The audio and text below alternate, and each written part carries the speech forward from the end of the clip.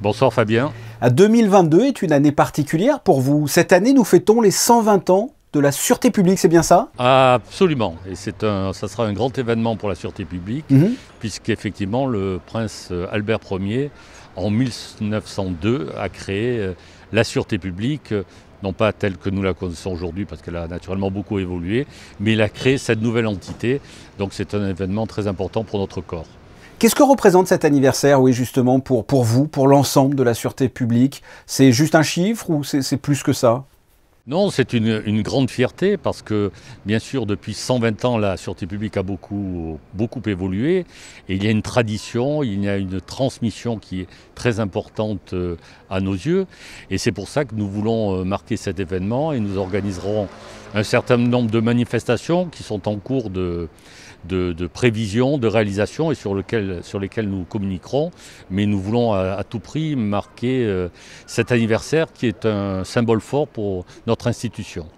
Vous venez de présenter là, le bilan des interventions de la sûreté publique de 2021. Quelles sont les grandes lignes? On ne va pas noyer les téléspectateurs avec tout un tas de chiffres, mais qu'est-ce que l'on peut dire de ces interventions? Sur les grandes lignes des résultats statistiques de l'année écoulée, en matière de délinquance générale, eh bien, on peut dire qu'il y a une certaine stabilisation puisque l'année 2020 avait été une année particulière avec une activité réduite.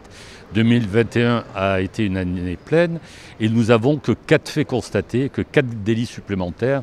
Nous sommes passés de 712 à 716. En matière de délinquance de voie publique, qui est vraiment la délinquance, je dirais, la plus sensible pour les particuliers, parce que c'est celle qui touche, je dirais, notre quotidien, qu'il s'agisse de cambriolage, qu'il s'agisse de vol de véhicules, vol de 2 roues, de dégradation matérielle, de vol à l'arraché, vous voyez, qui touche vraiment la population.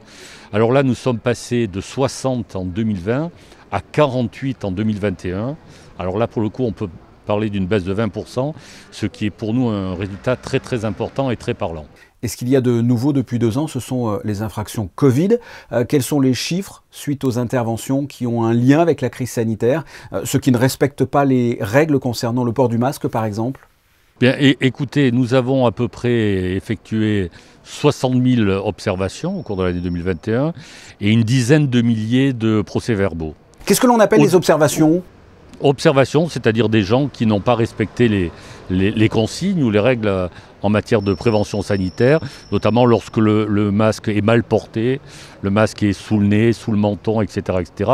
Mais je tiens à insister, ces chiffres montrent quand même une grande volonté de dialogue, de pédagogie de notre part, parce que les verbalisations sont quand même largement inférieures aux observations que nous avons pu faire. Et en termes d'établissements publics ou privés, est-ce qu'il y a eu oui, il y a eu des restaurants qui ont fermé quelque temps par rapport à la non-observation de ces règles sanitaires? Absolument. Nous avons procédé à 29 fermetures administratives d'établissements qui concernent 20 établissements. Est-ce que dans un contexte de crise sanitaire, la sûreté publique a pu effectuer son travail de la même façon qu'avant ou ça a posé des problèmes? Écoutez, ça a posé des problèmes, je ne vais pas vous le cacher. On a plus de difficultés parce que nous avons des personnels qui sont malades, qui sont atteints par la maladie.